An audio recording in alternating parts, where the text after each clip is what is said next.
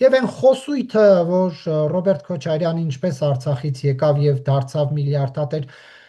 սրա պատասխանը ի վերջո երբ է տրվելու, ինչպես կարողացավ նախագահի պաշտոնում գտնվող անձը պաշտոնավարման ավարտին դառնալ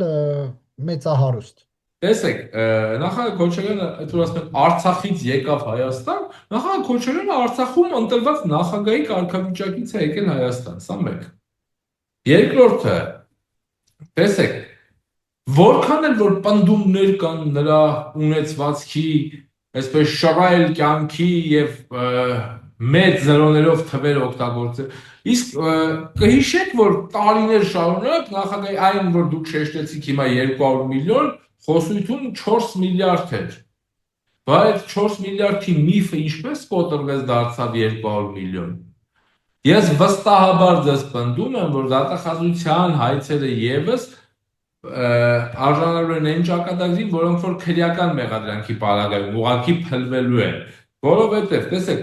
քանի չկա գործող